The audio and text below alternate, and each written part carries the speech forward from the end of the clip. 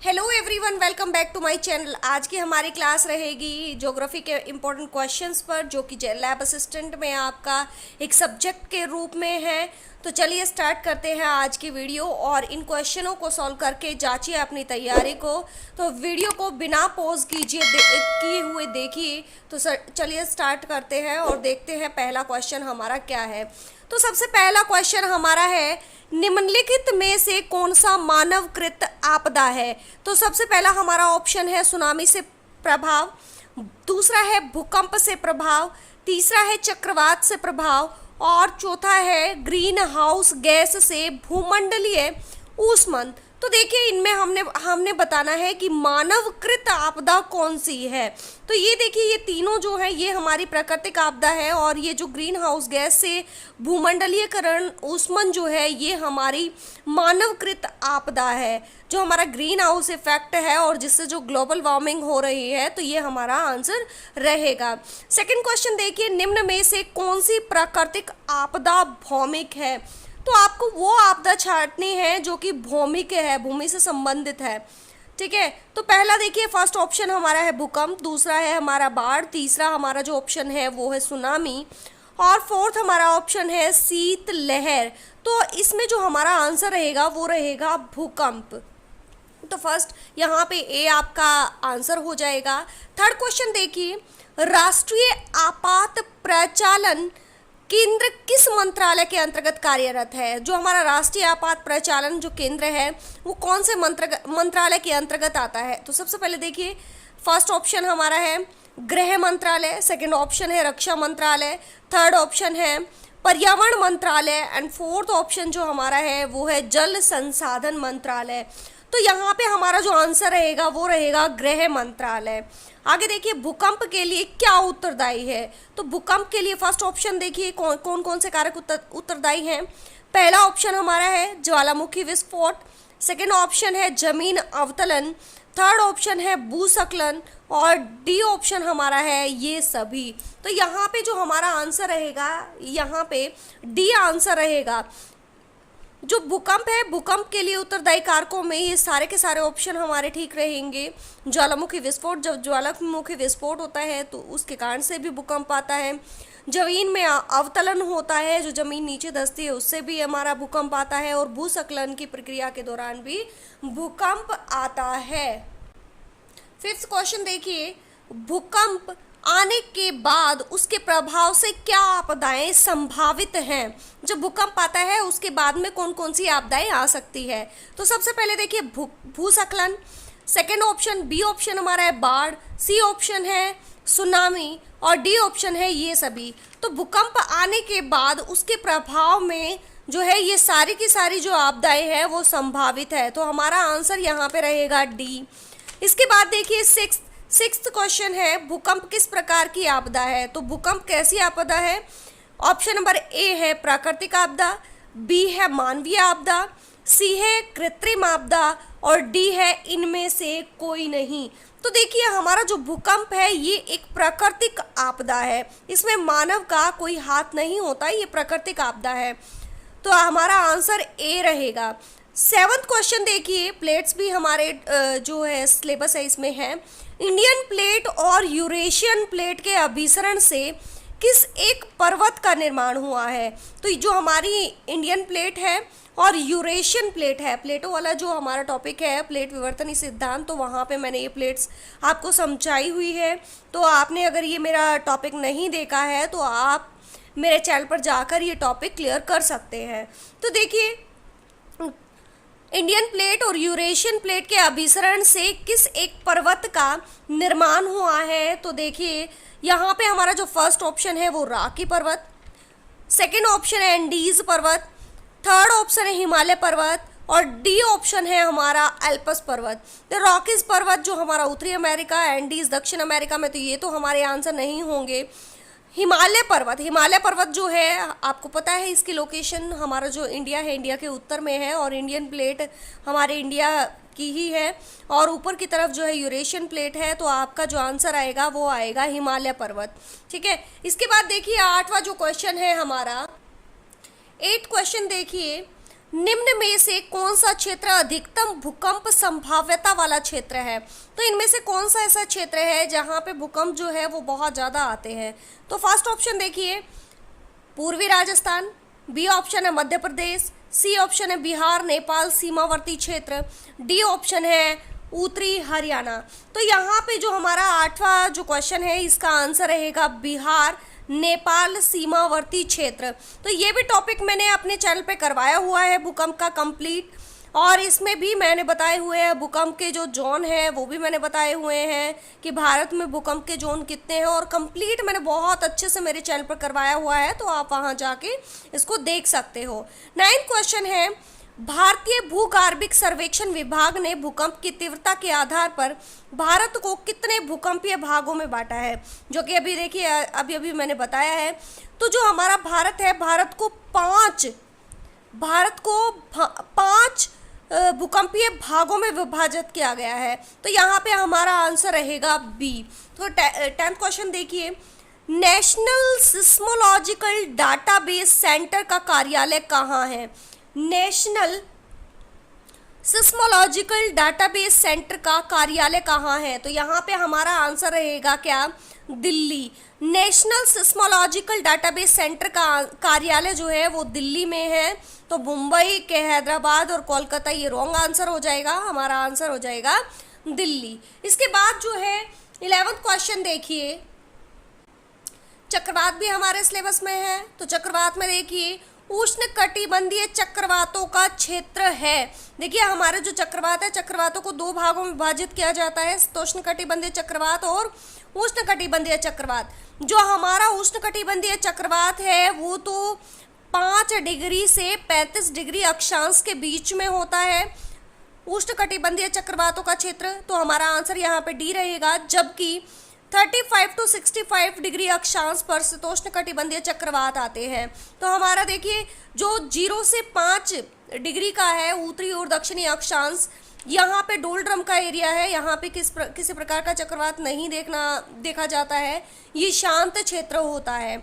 इसके बाद देखिए हमारा जो 12 क्वेश्चन है इसका क्या है, देखिए चक्रवात में वायु का प्रसार होता है। जो चक्रवात है, चक्रवात में वायु का प्रसार किस प्रकार से होता है? केंद्र की ओर, केंद्र से बाहर की ओर, केंद्र के चारों ओर, और उपरोक्त में से कोई नहीं। तो हमारा जो 12 है इसका आंसर रहेगा केंद्र की ओर। देखिए जो चक्रवात है, चक्रवात में बीच में लो प्रेशर होता है और बाहर की तरफ हाई प्रेशर होता है। हम सब जानते हैं कि जो हवाएं हैं वो high pressure to low pressure move करती हैं। तो जो चक्रवात आता है, चक्रवात में जो हवाओं का जो प्रसार होता है वो सेंटर की तरफ होता है। अब सारी के बल नहीं लगता है, अभी केंद्रीय बल यहाँ पे लगता है। जबकि प्रति चक्रवात में जो है हवाएं केंद्र से बाहर की तरफ चलती हैं, सेंटर में हाई प्रेशर होता है और बाहर की तरफ लो प्रेशर होता है। ये भी मैंने मेरे चैनल पर करवाया हुआ है, तो अच्छे से देख लेना। नेक्स्ट क्वेश्चन देखिए, नीलोफर चक्रवात का उद्भव क्षेत्र इनमें से कौन सा था? जो नीलोफर चक्रवात आया था वो कहाँ पे आया था? तो नीलोफर चक्रवात के ऑप्शन देखिए, उत्तरी हिंद महासागर, बी ऑप्शन है दक्षिणी हिंद महासागर, सी ऑप्शन है प्रशांत महासागर, और डी ऑप्शन है अटलांटिक महासागर। तो हमारा यहाँ पे आंसर रहेगा ऑप्शन नंबर बी, दक्षिणी हिंद महासागर। तो ये हमारा आंसर रहेगा। इसके बाद 15th क्वेश्चन देखिए, भारत में कहाँ चक्रवात पूर्वानुमान केंद्र स्थापित नहीं है? तो ऐसा कौन सा स्थान है जहाँ पे चक्रवात पूर्वानुमान केंद्र स्थापित नहीं है? तो फर्स्ट ऑप्शन हमारा है दिल्ली, सेकंड ऑप्शन है भुवनेश्वर, थर्ड ऑप्शन है मुंबई, और फोर्थ ऑप्शन है अहमदाबाद। तो यहाँ पे जो हमारा 15 क्वेश्चन है, 15 का आंसर रहेगा दिल्ली। तो चक्रवात पूर्वानुमान केंद्र स्थापित नहीं किया गया है दिल्ली में, और यहाँ पे मुंबई, भुवनेश्वर, अहमदाबाद में ये स्थापित किया गया है। इसके बाद 16 क्वेश्चन देखिए, भूस्खलन की तीव्रता किससे प्रभावित होती है? जो भूस्खलन है, भूस्खलन की जो तीव्रता है वो किससे प्रभावित होती है? तो पहला क्वेश्चन है हमारा, किससे प्रभावित नहीं होती है? फर्स्ट ऑप्शन है भूमि का ढाल, सेकंड ऑप्शन है चट्टानों की प्रकृति, थर्ड ऑप्शन है नहर निर्माण, और डी ऑप्शन है भूगर्भिक संरचना। तो हमारा यहाँ पे आंसर रहेगा सी, नहर निर्माण।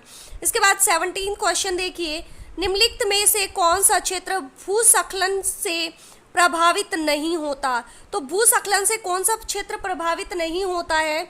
तो देखिए यहाँ पे जो हमारा फर्स्ट ऑप्शन है पश्चिमी घाट, सेकंड ऑप्शन है उत्तर पूर्वी राज्य, थर्ड ऑप्शन है नीलगिरी, और फोर्थ ऑप्शन है पूर्वी घाट। तो हमारा भूस्खलन से प्रभावित क्षेत्र नहीं है, तो वो हमारा आंसर आ जाएगा पूर्वी घाट। 18 क्वेश्चन देखिए, हिमस्खलन के आधार पर भारतीय भूगर्भिक सर्वेक्षण विभाग ने भारत को कितने जोन में विभाजित किया है? तो हिमस्खलन के आधार पर भारतीय भूगर्भिक सर्वेक्षण विभाग ने भारत को कितने जोन में विभाजित किया है? तो देखिए फर्स्ट ऑप्शन है 7, सेकंड ऑप्शन है 6, सी ऑप्शन हमारा है 4, और डी ऑप्शन है हमारा 3। तो यहाँ पे जो हमारा आंसर होगा वो होगा 3। तो हिमस्खलन के आधार पर जो भूगर्भिक सर्वेक्षण विभाग है इसने भारत को 3 भागों में विभाजित किया है। 19 क्वेश्चन देखिए, निम्नलिखित में से किस क्षेत्र में सबसे कम भूस्खलन देखने को मिलता है? तो ऐसा कौन सा क्षेत्र है जहाँ पे सबसे कम भूस्खलन आता है? तो फर्स्ट ऑप्शन है नीलगिरी, सेकंड ऑप्शन है उत्तर पूर्वी भाग, सी ऑप्शन है अंडमान निकोबार, और डी ऑप्शन है दक्कन का पठार। तो यहाँ पे 19 का जो हमारा आंसर रहेगा वो रहेगा दक्कन का पठार। 20 क्वेश्चन देखिए, निम्नलिखित में से कौन सी नदी अपने मार्ग परिवर्तन व बाढ़ के लिए कुख्यात है? तो देखिए यहाँ पे फर्स्ट ऑप्शन है दामोदर, सेकंड ऑप्शन है ब्रह्मपुत्र, सी ऑप्शन है कोसी, और डी ऑप्शन है ये सभी। तो हमारा यहाँ पे आंसर रहेगा ये सभी। तो दामोदर, ब्रह्मपुत्र और कोसी ये तीनों नदियां ही बाढ़ के लिए कुख्यात हैं। तो 21 क्वेश्चन देखिए, 21 जो हमारे यहाँ पे 21 क्वेश्चन देखिए, बाढ़ के लिए उत्तरदायी कारकों में क्या शामिल है? तो बाढ़ के लिए उत्तरदायी कारकों में क्या शामिल है? तो फर्स्ट ऑप्शन है हमारा अवसादीकरण, सेकंड ऑप्शन है भारी व संकेंद्रित वर्षा, थर्ड ऑप्शन है वनोन्मूलन, और डी ऑप्शन है ये सभी। तो हमारा यहाँ पे आंसर रहेगा ये सभी।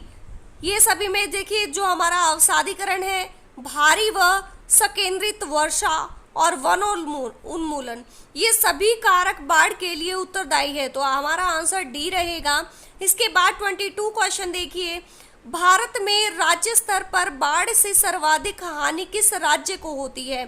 तो फर्स्ट ऑप्शन हमारा है उत्तर प्रदेश, सेकंड ऑप्शन है बिहार, थर्ड है पंजाब, और फोर्थ ऑप्शन है हरियाणा। तो हमारा यहाँ पे जो आंसर रहेगा वो रहेगा उत्तर प्रदेश, यूपी में सर्वाधिक हानि होती है यहाँ पे बाढ़ से। तो 23 क्वेश्चन देखिए, कौपिली नदी किस राज्य में स्थित है? तो कौपिली नदी देखिए किस राज्य में स्थित है। फर्स्ट ऑप्शन है बिहार, सेकंड ऑप्शन है ओडिशा, थर्ड ऑप्शन है राजस्थान, और डी ऑप्शन है असम। तो यहाँ पे जो कौपिली नदी है ये असम में है, तो ध्यान रखना कौपिली नदी असम। तो हमारा डी आंसर यहाँ पे सही रहेगा। इसके बाद 24 क्वेश्चन देखिए, 24 देखिए, भारत में किस वर्ष बाढ़ नियंत्रण कार्यक्रम प्रारंभ किया गया था? तो फर्स्ट ऑप्शन हमारा है 1954, सेकेंड ऑप्शन है 1976, थर्ड ऑप्शन है 1972, और डी ऑप्शन है हमारा 2001। तो यहाँ पे जो हमारा 24 का आंसर है वो रहेगा 1954। तो ये ऑप्शन हमारा सही रहेगा। इसके बाद 25 क्वेश्चन देखिए, वर्ष 1954 में स्थापित बाढ़ पूर्वानुमान संगठन का मुख्यालय कहाँ अवस्थित है? तो बाढ़ पूर्वानुमान संगठन का मुख्यालय कहाँ पे अवस्थित है? तो फर्स्ट ऑप्शन है इलाहाबाद, सेकेंड ऑप्शन है कानपुर, थर्ड ऑप्शन है दिल्ली, और डी हमारा ऑप्शन है पटना। तो हमारा यहाँ पे जो आंसर रहेगा वो रहेगा पटना। बाढ़ पूर्वानुमान संगठन का मुख्यालय जो है वो कहाँ पे है? पटना में है। तो इसी के साथ हमारी जो 25 क्वेश्चन की जो सीरीज है वो आज मैंने कराए हैं। इंपॉर्टेंट क्वेश्चन है ये ज्योग्राफी के, जो कि एग्जाम पॉइंट ऑफ व्यू से काफ़ी इंपॉर्टेंट है। तो वीडियो को कंप्लीट देखिएगा। इसी के साथ आज का ये जो हमारा क्वेश्चन सीरीज है ये कंप्लीट होती है। तो मिलते हैं नेक्स्ट वीडियो में नेक्स्ट सीरीज के साथ। धन्यवाद।